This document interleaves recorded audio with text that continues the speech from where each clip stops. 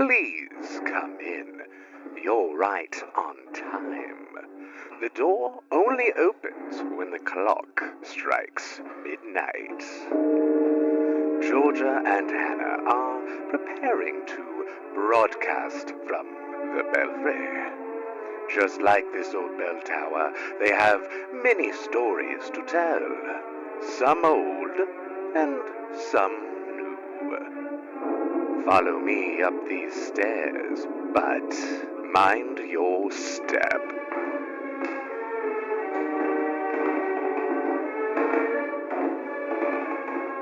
Ah, they're waiting for you. Recording in progress. Discussion in progress. For those of you who are like, finally, this discussion we've been hearing about.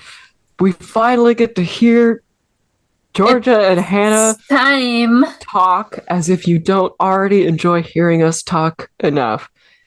It's here. happening. We have arrived. It's time. Shut up. When did that start? I don't know. Oh my god. Don't worry about it. Okay. I don't know where to start. I want to start. Okay. So I took some notes on things that you were talking about, and I just wanted to get your opinion and maybe kickstart a little discussion. So, okay. I'm awake. Rude. We talked about our connection to religion. We talked kind of specifically about our connection to like Christianity. Mm-hmm. And we also talked about religious trauma. I did mention I don't know that I really have like religious trauma. Yeah. A little bit.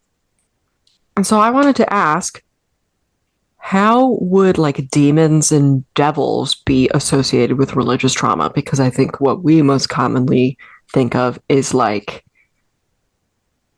you know, in religious trauma is like knowing the 7 deadly sins or like the 10 commandments or whatever, and like having to follow through with those and being like, oh, it affected my daily life. But like very specifically like demons or the devil or devils. I think in this context, I would assume, I mean, if you are someone who has religious trauma, please contribute to this conversation. But I know someone who can. Is it our number one fan? Yes, it's our number one fan. And the person who I'm their number one fan. I would assume it's one of those things like, well, not to make assumptions. I think if I had experienced religious trauma, it would manifest in this, similar to how we're trying to break that conditioning that we have to be productive individuals to contribute to society. You know, we have that like capitalist conditioning. I think if I had experienced, it would express itself in that, like, in the same way that I experience that. Right. Like, I can't sit still because that means I'm being lazy, which is the same as capitalism. Right. Honestly, like. But in this case, it's like sloth. It's like a demon is affecting me. Yeah. Or I can't think about sex because that means I'm lustful or whatever. Or like, I can't just be like, wow, I wish I had that. Like, just things that are perfectly human to think that don't make you a bad person, but like you have experienced, you've been, you know, yelled at your whole childhood that like this is wrong and this is bad. Yeah. Maybe I'm sure that some people even picture themselves being punished like by a physical thing, like a demon, right? And if these demon beings like Lucifer, Beelzebub, whoever, are depicted as being like the people in charge of enacting these punishments for these specific things, that's who you're going to think of. And so it's probably really hard to get out of that mindset to think like, oh, well, I can't do that because Belial will eat my ass or something. You know? You don't know. Yeah. Yeah. I wanted to ask that because I couldn't think of a way to like associate it. All I could think of was like, oh yeah, I bet people picture a naked red thing with horns and a tail. Yeah, like whipping them with a stick. Yeah, like. But I don't think people do. Maybe some people do. Maybe. But who's to say?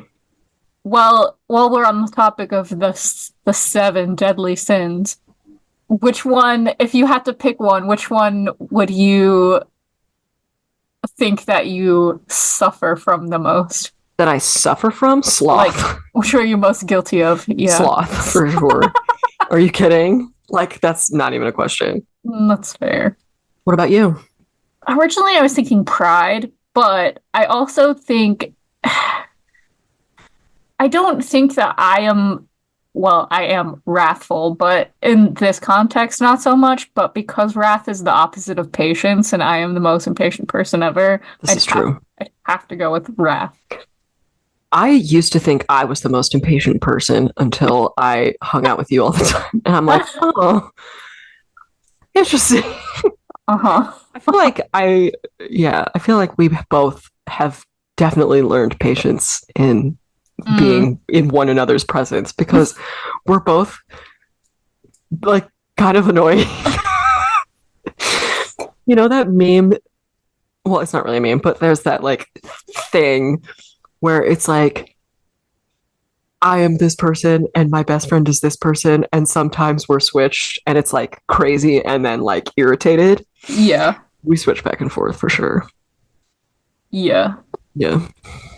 I don't know. I would say like outside of that, maybe like envy. Yeah. Interesting. Yeah. But I think that is probably just an anxiety thing because I'm constantly comparing myself to others because I think I'm doing the wrong thing or saying the wrong thing all the fucking time. That I can't help but just wish what other people have for myself. Like, I wish I had the ability to have small talk and seem like a normal person. I wish that I was a partier and could like stay out. I wish I was beautiful. I wish this, that, the other. I wish I was skinny. Right? These are the kinds of things I think about all the freaking time. Like, so often that it sometimes, is the cause for my laziness, my sloth. But I do think that that's probably the number one. I mean, I wouldn't call that envy, though. I would call that, I would call that conditioning by society of what women are supposed to be like, and then being depressed because you can't live up to societal standards for what it means to be a woman, and also because you know that their societal standards are unrealistic. Yeah. Speaking of depressed, another thing I learned from the And That's Why We Drink episode is that there used to be 8 sins, and the 8th one was melancholy. Oh, actually, I did know that. So, I forgot about that. Yeah. Yeah. Yeah. Which 100% that would be my number one if it was still a sin. I feel like, then they kind of realized that that's just like a symptom. Yeah. Of all the other ones, maybe. No, I'm just sad. Yeah. Yeah. I do want to touch back on the 7 deadly things. 7 deadly things. 7 deadly sins thing, though, about the concept of like doing one or all or some of these things rather than being afflicted with one or some or all of these things. I think personally you can be afflicted with these things and not necessarily, the intention may not may not be to sin that way. Although I'm sure the intention is there for, but ultimately the people who are trying to be good, but then are like, well, you were prideful. It's like, well, that wasn't the intention. Because I think I did touch on intention earlier when we were talking about it, but yeah, I wanted to talk about the good side, that like maybe not all people suck. One thing I did think was interesting is that all of the supernatural creatures we have discussed this far have been a lot about demonizing women. But now that we have actually arrived at actual demons, they're all portrayed as male. I actually had the same note to talk about this. What is that about? And I didn't mention it in my episode because I wanted to talk about it here. I didn't want to detract from like my descriptions. I didn't want to talk about it in my episode. I know. I was like, well, I feel like we're going to talk about this.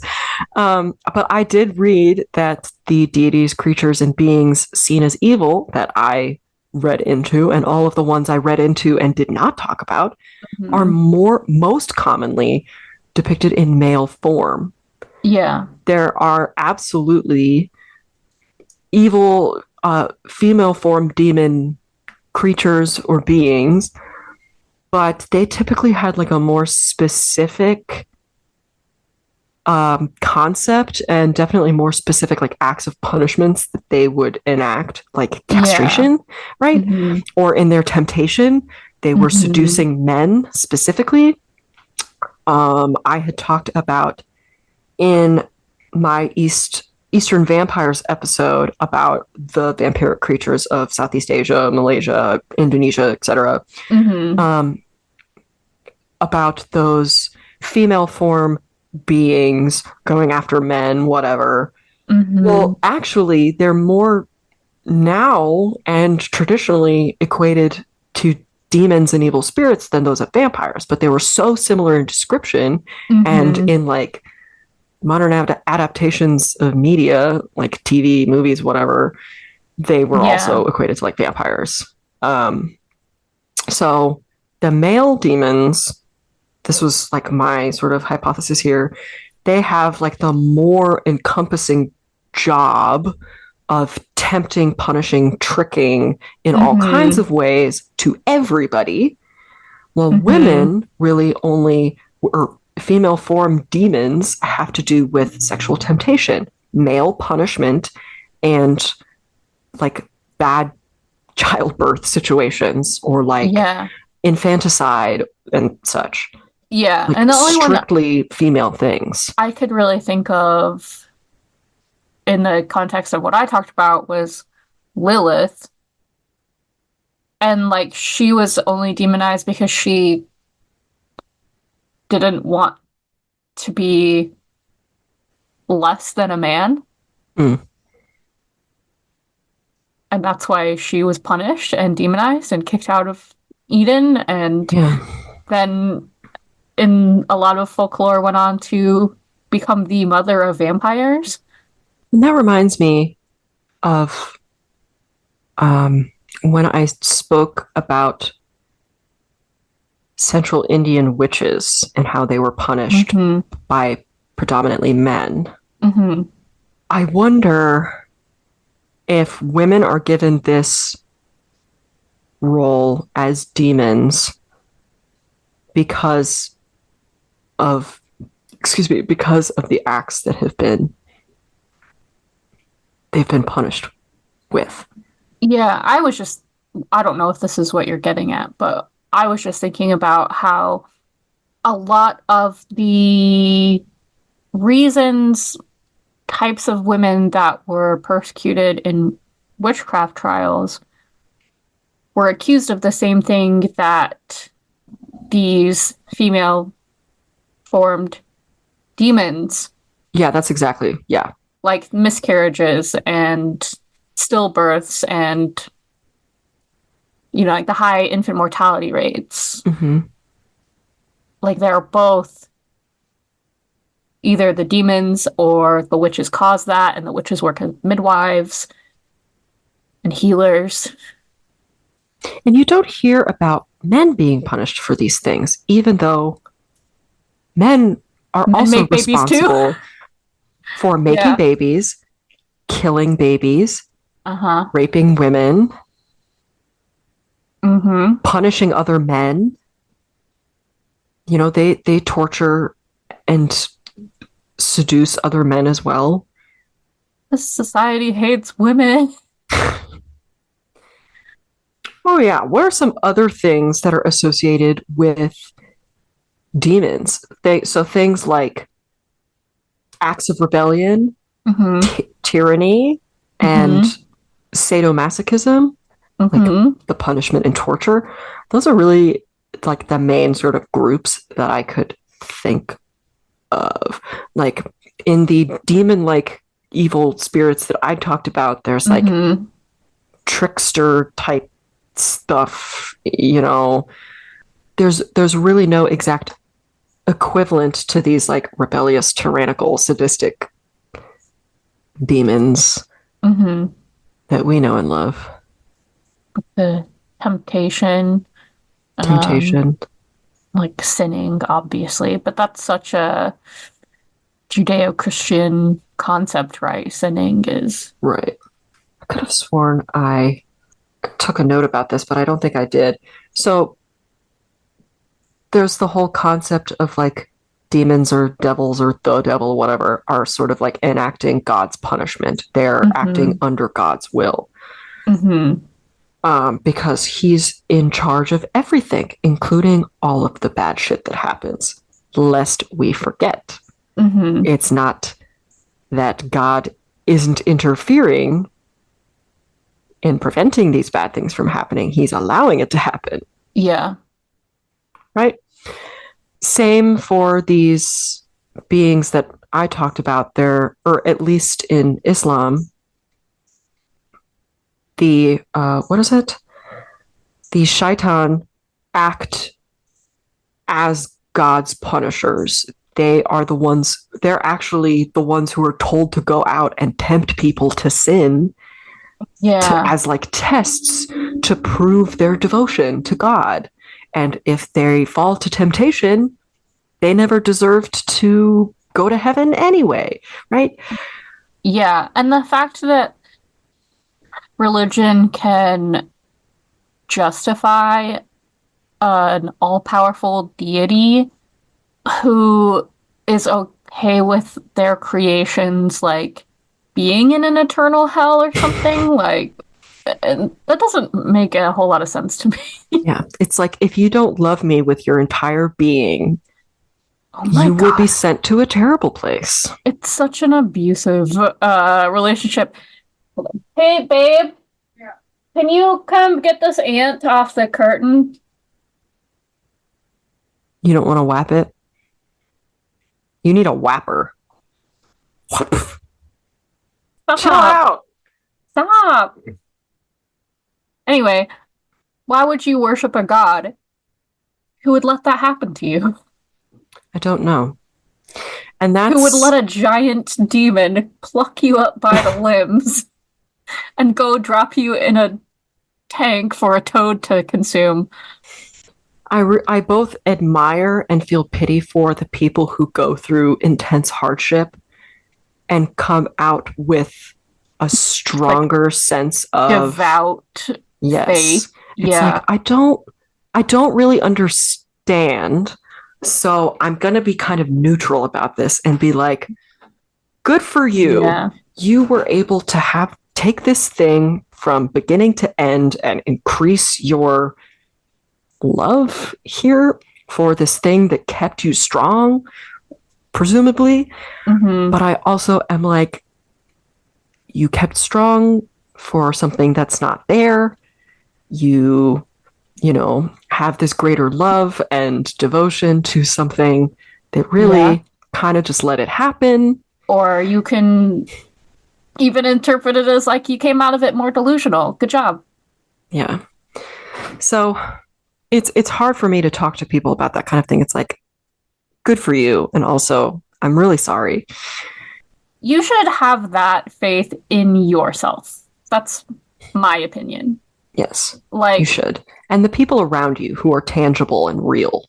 You should be able to realize, like, I did this myself. And with the help of my friends, my family, my community, like, I did this myself. It wasn't... Like, I'm not saying you shouldn't believe in anything you don't want to believe in, but I think it's like we were talking about yesterday. You have to take care of yourself before you can take care of your community. You have to believe that you can do something before you put all of your eggs into this basket of a supernatural being in the clouds. Yeah. I think a good example of this kind of thing is when people go through chemotherapy and treatment for cancer. Mm-hmm. A lot of the time, and there have been studies on this, the people that keep their faith throughout, who hold on to something that they believe is keeping them strong, they're more likely to come out of it with no more cancer and to survive. If you have that same sort of strength and devotion to yourself, I think the same thing could work, right? You have to have something to believe in. Yeah. I think we've gotten a little off topic because we've been talking about demons. And if cancer is a demonic temptation, then I will die. I will pass away. It's just game over. I was going to say something like ages ago, but I can't remember what it was. It had to do with temptation. Shit. Well, whatever. Back to that. It gives the fact that, like, this deity is going to have someone tempt you in order to test your faith feels a lot like I said a minute ago, an abusive relationship where your partner asks their friend to try and, like, seduce you in order to see if you are going to cheat on them or not. And that's so cringy and not healthy. And if you remember, all folklore and legend does stem somewhat from reality. Yeah. So it's very possible that, like, people were doing this. Yeah. Yeah. A couple thousand years ago. Some bitches wrote about it and were like, yeah, it's because it's demons. But again, it's like, why would you accept that behavior from this all-powerful being when you wouldn't accept it from a person in your real life? Well, the funny thing is, they probably would accept that from people in their real life. Well, yeah. Because it's God testing demons. them. It's God's will. Anyway. Needless to say, I don't have a lot of faith in organized religion. Yeah. I was going to mention this at the top of this discussion episode, but or at the end of the previous one. I did want to say that to really understand the concept of what we would consider demons or devils within a modern culture, let alone an ancient one, where we can only find historical documentation or historical documents from the colonizers of that culture. Yeah. It really requires a deep understanding of their religion and practices as a whole. So to understand the demons, you have to understand how this group of people works. Yeah. Like, Sorry, go ahead. Oh, I was just gonna say, like, what is important to them, what they value. Exactly. Yeah. What do they value, and how are they using these things to wrest control or convince people of things or whatever? Understand how the world works. Yeah. Like, what are their cosmologies? Mm-hmm. I don't know. It's probably pretty fun, though. I had thought that I could kind of just dive in and, like, start talking about any old demons or deities or whatever, but I really couldn't. I had to read, like, entire like pages and pages of books and research articles. That's why it like took me so long to get the notes done. I did read like entire pages on how the Tavan Tetsuyu was formed, like the Inca Empire, why it was formed, who was a part of it, all of this nonsense, and how it all came together to even get a kind of grasp on, like it's a polytheistic culture that resulted from a bunch of different groups coming together and being like, yeah, let's all just hang out now. It's fun. Yeah. I mean, that's really just wrapping it up. That's like such a basic explanation of what actually happened. But I don't like, did you experience the same thing when you were looking into stuff? Or like you were like, you had mentioned in your episode that there's just so much about like Lucifer, Satan, and like sifting oh my through God. the historical from the fiction from the because a lot of things that people now believe about demons seems to have come from like Dante's Inferno or Paradise Lost or these fictional works, because there wasn't really anything else about them, so they just kind of made it up. Yeah. And that's now been pushed on these other cultures, like the ones I talked about. Yeah. There's these biased crap that someone just made up. Like Dante just made it up because he wanted to write fan fiction about God. Yeah. And 500 years later, we're still believing that crap. Like, what the fuck is that about? It's seen as religious law. It's bizarre.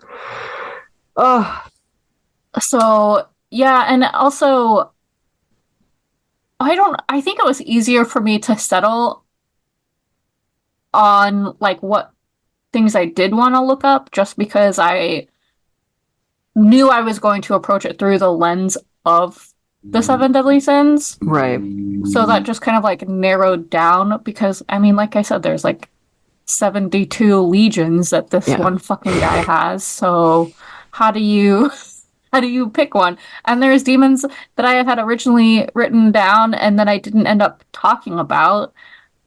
Me too. Not just because they didn't fit in with the Seven Deadly Sins or anything, because they easily could have been like spin-offs. Like with Leviathan, a lot of the stories about Leviathan also involve Behemoth. But I was like, well, again, there's not a whole lot that you can get into just at a cursory glance without doing these huge deep dives and figuring out what is fiction and what is like modern fiction too, not just like Dante's Inferno or Paradise Lost, but like what are stuff that people are just like putting on the internet because they can. Like a lot of the websites that pop up first are wiki, like they're fandom wikis, but I know exactly what you're talking about. It's just like the ones that are like, here's a bunch of, it's like a wiki of mythological creatures, beings, whatever. Yeah. And so they don't require sources like Wikipedia does. No, and they're like angels and demons, and some of them are just like straight up, all right, here's some fanfic I'm gonna write about a demon now. Yeah.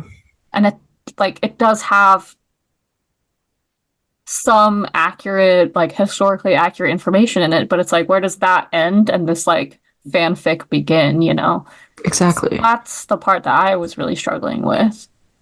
And that's when you have to like go read some published peer-reviewed stuff, and it's hard to find. Yeah, and I have like 9 demons. You think I'm gonna go through no. No. It took me, whatever, since Thursday. Yeah. With just the short amount of time I had to like get as much as I did. Into it. I tried. I read a lot of stuff on my phone.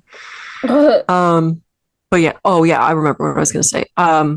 It's also really hard to find like good texts, good research without that like Western colonizer bias of like demons are like this, and so this description of Shaitan is this way. I tried really hard to keep it in.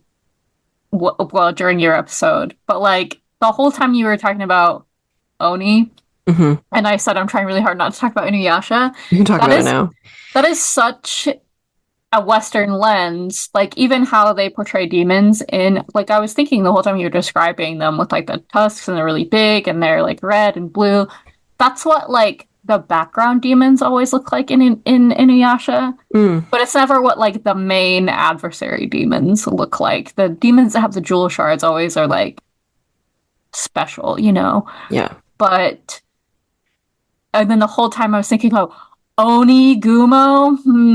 Like, that's his fucking name as a human, and then he let the demons feast on him? Gee, I wonder how he got that name. And then he becomes Naraku, this super powerful demon, just like you were talking about, how Onis are made. Yeah. And Oni are really, they're definitely seen as the most sort of evil spiritual being. Like Naraku. Yeah. Like the more revered or like even considered in daily life. Yeah. Like are actually thought about more often than like the Oni are these other spirits. Yeah. That are, you know, not necessarily demonic. Because they're probably more relevant to daily life, you know? It's like, well, we have to... Okay, well... They're just yokai. What's the etymology of demon? Did you look that up? Did you talk about that and I missed it? I'm gonna look it up right now. Comes from Greek, meaning evil spirit. Oh, well... Shocker. So again, it's pretty all-encompassing. Like a vampire is a demon. Oh, wait, hold on. I went on Wiktionary. So, demon comes from Middle English demon, which borrows from medieval Latin demon, or Daemon. The O has a little line over it, meaning lar, familiar spirit, or guardian spirit, which then comes from ancient Greek, daemon, which means dispenser, god, or protective spirit. It's also a type of solitaire. Okay.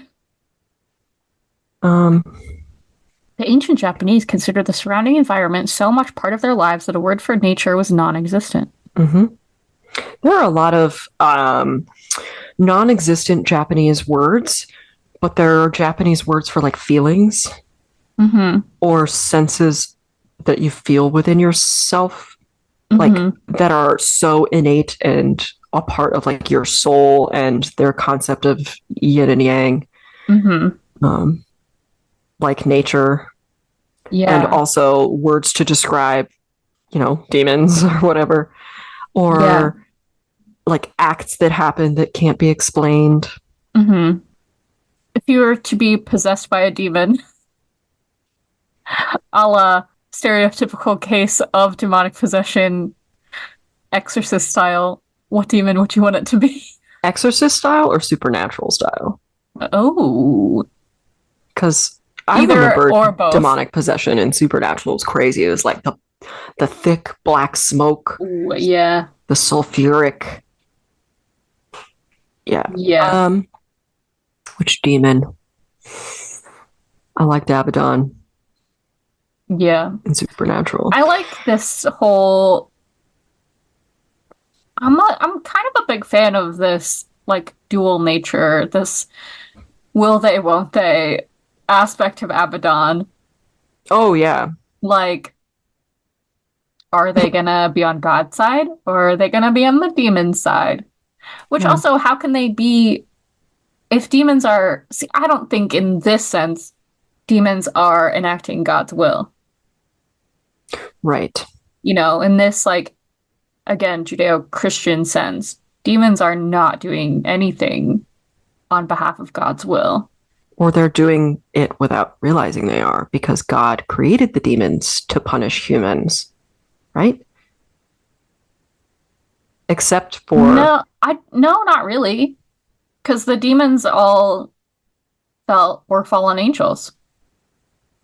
Yeah. So he didn't create them with a specific purpose. That's true.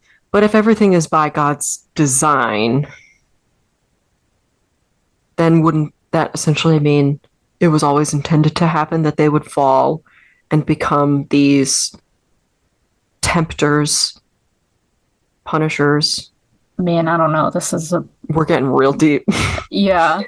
I don't know, because I have always thought I want to say no, because there's no way that God could have predicted that angels would rebel against him.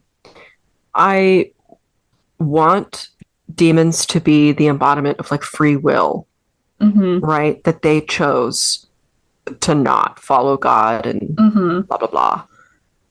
But I don't want to believe that, because why, if you had free will, would you choose to do this, to do these evil things? Yeah, why does free will have to be evil? Yeah. Yeah.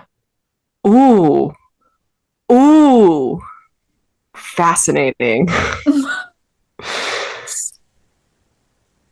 Ooh, okay, that's the religious trauma. Okay, I see. I'm feeling it now. Okay, yeah.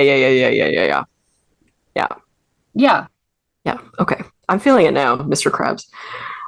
Okay, why do demons have to be royalty or like part of an army? What's with that? Kings, princes, lieutenants? I kind of think it's because they already were. You know, they were archangels. They were, but if they, but why is that the setup? Why Can't we have something cooler? Why did they need an army before they fell? Shit, I don't know. It was just like Adam and Eve or whatever. I don't even think it was Adam and Eve when they fell. Like what? No, because the snake came from Satan. Yeah. Yeah. This is fun. I'm thinking so hard right now. It's the most we've ever talked about religion, too. My brain is just firing away. I would love to talk to Chris about this so much. Our number one fan. Why did heaven need an army? What were they gathering an army against? When this crap was written, you know, that was just how the world was organized. It was armies and kings and princes and all that garbo that we don't really have. Well, we have armies, but we don't really have kings and princes that we give a crap about anymore. Sorry, Charlie. Yeah, they're ceremonial titles as opposed to... Exactly. They have no real power, although they do kind of have power over the Church of England. Only because they're rich, yeah. Only because they're rich.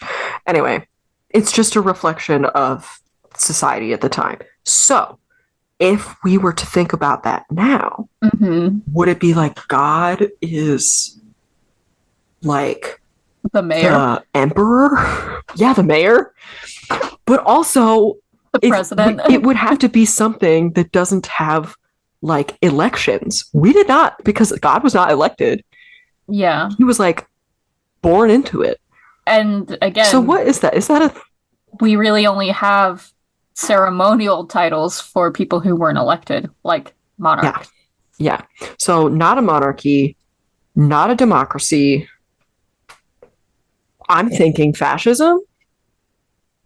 Yeah, I was thinking the only people who are like presidents who aren't elected is like North Korea, like who take power and are all controlling over their people. Oh my gosh, I'm gonna get a strongly worded letter from my parents after this. Sorry.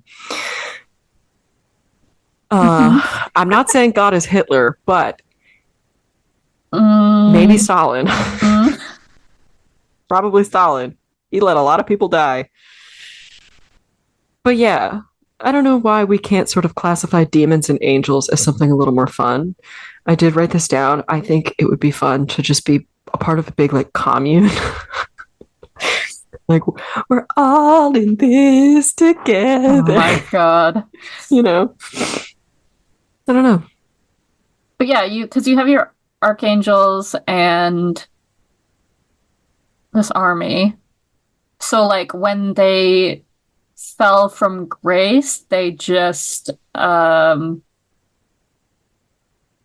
of retained the same like titles and positions, but just became, you know, the counterpart of what they were, or Maybe. Because I'm sure some fallen angels probably got demoted or promoted or whatever. I did see some stuff about that, but again, it was hard to tell, like, what was real. How far the fiction went back, you know? Sure. So, yeah, I don't know. I was wondering about that because when you were talking about, like, the princes of hell, I was like, I totally forgot that's what they're called. Why is that? But yeah, I guess if you just think about life at the time. There's 7 princes of hell. Oh, shit. Yeah. Let me go back to this page. 7 princes of hell are the highest ranking demons and rivals of the 7 archangels. Who are the 7 archangels? Couldn't tell you. Michael, Gabriel. Can't remember. I mean, Lucifer used to be one of them. I'm gonna Google it. Okay. I was gonna say, I'm gonna Google it. Michael, Raphael, Gabriel, Uriel, Sariel, Ragiel, and Remiel. I did remember Raphael and Uriel. You mean Ramiel, the mountain in Akhtar? Yeah, Raphael, that makes sense. Michael, Raphael, Gabriel, and Uriel are all characters in Supernatural. Supernatural, yeah. Uriel, isn't that, Woody, is he Uriel? No. Oh my god, every time we talk about him, I'm like, I know his name. Oh my god. The actor's name? No, not the actor's name, the angel's name. Don't tell me. Can't remember. Don't tell me. He's one of those guys. He's just an angel. Oh! Ezekiel? No. Ezekiel is the angel that Sam kills. Oh. No. Not Balthazar. Oh my god. Are you Googling it? No. Okay. Jebediah? No. Something like that, though. Yeah. Zebediah. Zachariah. I was gonna shit if I didn't get that. So yeah. Oh yeah. One thing. So I chose to I was gonna take a bit of a longer mini world tour. I chose 5 geographic locations. 2 I did not talk about. 1 I did take notes on, but I just pared it down to like 1 paragraph. So I didn't get into the Hindu demons because I knew I wouldn't have time because it's insane how many Hindu demons there are. So I mentioned a few. Mahabali, which is a... Okay. What? I forgot. I was looking into why they're princes. Oh, did you get distracted by something else? Our supernatural talk. Oh, Zachariah and all that. Oh my gosh, actually, funnily enough, the next thing I was about to read, so Mahabali was a kind and generous demon king. That sounds Why is he a king? The hell? Yeah. Other gods Why feared his is he a demon power. if he's kind and generous? Other gods feared his power growing and then banished him from reality. Mahishasura fought the gods on the divine plane and was eventually bested by a god of divine feminine energy, Durga, which symbolizes righteousness over tyranny and destruction in Hindu folklore. Narakasura and Hiranyakashipu tried to do essentially the same thing. Very similar stories. Ravana, a demon king with 10 heads, is defeated in battle when he's bested by his own arrogance. And I needn't go on because we'd be here for hours. Basically, these guys these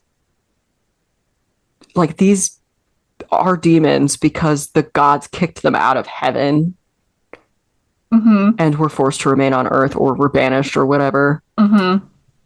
And so they started doing some evil shit. So I just saw this note that says, okay, hold on. Let me rewind a little bit. Rewinding in progress. The 7 princes are the demons who sided with Lucifer during the war in heaven. after falling, they turned from beautiful celestial beings to hideous demons. Over time, the seven princes formed strong dominion over hell.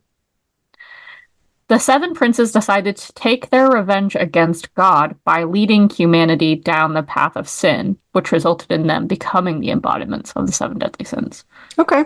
So, like, this belief that they are corrupting humanity. They're destroying humanity. They're destroying God's creations by corrupting it. Which makes sense. Yeah. I can get behind that more than them enacting God's will. Yeah. It's similar to these Hindu hoes. They got kicked out and then they were like, all right, I'm just going to do some evil crap now. I'm just going to be really bad and like, if you're going to be mean to me, I'm going to make the most of it. Yeah. I'm going to be super mad. I'm going to complain a lot. I don't like anything that's happening. So I'm just going to be a brat.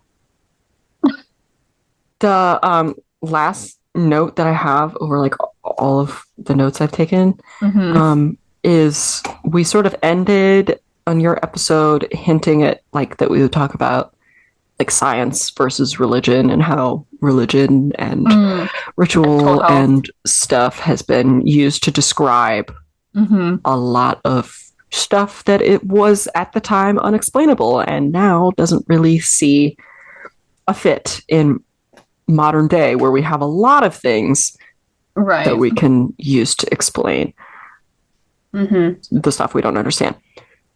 Do you think science is a religion? Because I don't think so. I don't think it's a religion.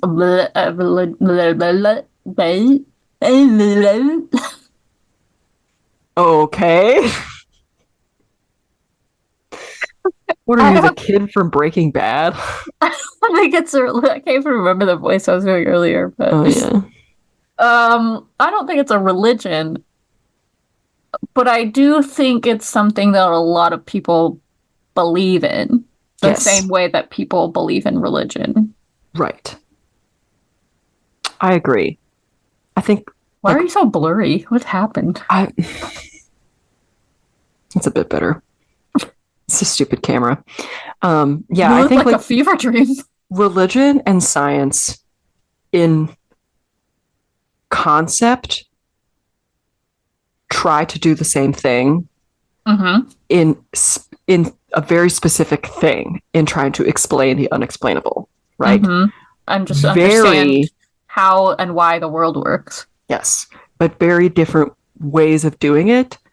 So different that they have to, they're not equal. There's no way. Yeah. Like, what is the ritual with science? There's so many different, like, sure, there's the scientific method, but that's just a process that was created. Yeah. In like, I mean, I guess the scientific method like is the ritual, right? No, I don't think so, because really. Not everyone, like, the scientists practice the scientific method. Right. You know, the scientists are the priests. And then, like, there is no ritual for your average Joe, you know?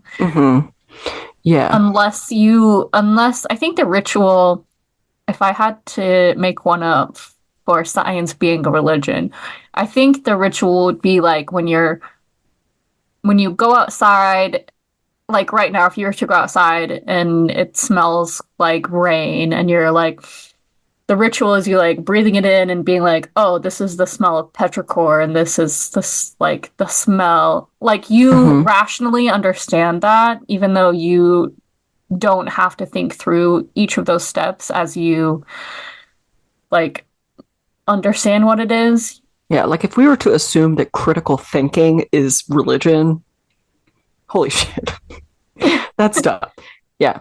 Or like, yeah, I think you're like, this flower is beautiful, and you understand that, like, the parts of the flower and how pollination happens and like the bee and the flower's relationship and its part in the ecosystem and all that. But you don't have to rationally think about that to be like, wow, the star is beautiful and it makes me really happy to be alive. So you have all of that knowledge. Hmm. The ritual is just like appreciating that it is the way it is. Right. Like understanding how it works scientifically, but appreciating it regardless. Right.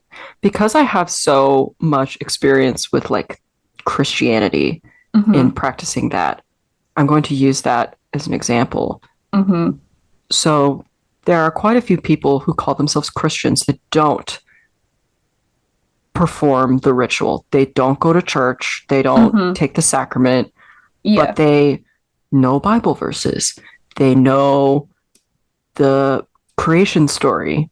They know about the flood and the ark and the whatever. They know they have all of this collective knowledge that's been shared and passed down. And they may not, perform these rituals, but they think about it and they might use that as a lens in which they see the world. Science kind of does the same thing, because once you have that knowledge about how science explains the world works, that is now the lens in which you perceive reality. You may not be performing the scientific method every day. But it's just like the collective information that's been passed down from the priests, scientists, whatever. One time I had some like people trying to push Christianity on me, and they were asking about my beliefs or if I went to church or something like that. And I said, I don't go to church, but it was when I lived in Kansas, and I said, I can hike out to the top of the Kanza, which is the prairie out there, tall grass prairie. And there's like this high spot where you can climb up. And I said, I can climb up to the top of that point and look out across the prairie and understand that there are fossils in the ground, because this used to be the bottom of the sea. And I can look at the prairie and I can see the bison and feel the wind, and I can feel the same way doing that you feel when you go to church and you're like hearing a sermon or hearing the choir or whatever. If not better, I can probably feel better doing that about what I'm doing than what you're doing. You know what I mean? Right. And those people probably go out and do the same thing and are like, look at what God created. And they feel like, what a beautiful world. Yeah. That God did this. Yeah. And also fossils, I don't know her. And I can look at it and be like, man, it's kind of crazy that people are alive at all. Yeah. Science is whack. Yeah. It's really interesting to try and think about how other people perceive the world. I try to do it all the time. Not just about like through a religious lens or whatever. No, you try to be the most empathetic person ever, and half the time you do it to people who don't deserve it, and I want to scream about it. It's fine. You just have to tell me. You just have to confront me about it, but you won't, so I'm going to keep doing it. What was I talking about? Oh, yeah. I try to see through the lens of other people. But sometimes stuff just really doesn't make any damn sense. It's like, why would you think like this? Like, why? Honestly, why? I don't think I ever thought that way when I was actively Christian, right? Yeah. I have always believed in science and the scientific method, and that the stories in the Bible are not real. Yeah. This reminds me of a conversation that came up in my theory class a long time ago, about how many anthropologists are actually surprisingly religious. Yeah. And how many anthropologists that are religious are Jewish. I believe it. Which I thought was a fun fact. I feel like Judaism is extremely accepting, and they set out a series of, I don't want to say like regulations because it's not really regulations, just like suggestions for ways to live your life and to feel closer to God. And it just sounds great. It sounds fun. Yeah, because my friend from college who you met at the SAs, she's Jewish, and my professor that taught my theory class was our theory class was co-taught by one cultural anthro and one archaeologist. So we got like, the holistic approach. Yeah. And so the cultural anthro teacher was also Jewish. And everything that either of them would ever talk about, I'm like, this makes so much sense. Why am I not Jewish? This makes so much sense. But I also feel the same way about the Satanic Temple. Yeah. I'm like, this makes so much sense. It makes a lot of sense, but also I don't know if I can like physically believe in a god, right? Yes. Or a non-god. Yeah. It's like, yeah, and that's my... can't. So, and that's why I said at the top of my episode, like, if I had to pick something, it would be like whatever witchcraft is, but not without being identified as a witch or Wiccan even. But it's just like the universe is gonna do what it does. And I'm just here living in it, and whatever happens is gonna happen. Yeah, you are subject to it, and like, if I can create something happening or not happening by willing it, then cool. And if not, hell yeah, then like I'll sure as shit try. Yeah.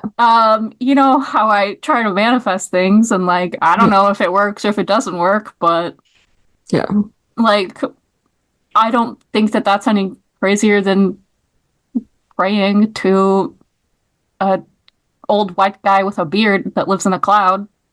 Yeah. So yeah, this was a lot of fun. I used to think I was atheist, but I'm not. Because I don't not believe in nothing. That's depressing. I believe in people, mostly. That's also depressing, but for very different reasons. I have faith in humanity, and I'm constantly thwarted. Yeah. Constantly depressed and like, oh. Yeah. Well, it's like you gotta find the communities to have faith in. Yes. Hey, thanks for talking about demons and religion with me. I feel like everyone learned a lot about us in this episode. Yeah, we talked a lot about Christianity, but it's okay. Well, that's the society that we live in. We only have our lens of living in a Christian society. Hell yeah. Cool. I can't wait to take this bra off now. Okay. Can't believe you're wearing a bra. Stupid. That concludes this week's broadcast. I hope you've enjoyed it. If you wish to stay in touch, reach out to us at broadcastfromthebelfry@gmail.com or stalk us on Instagram at broadcastfromthebelfry. Again, I hope you've enjoyed our little show. Please rate and review. And until next week, stay spooky.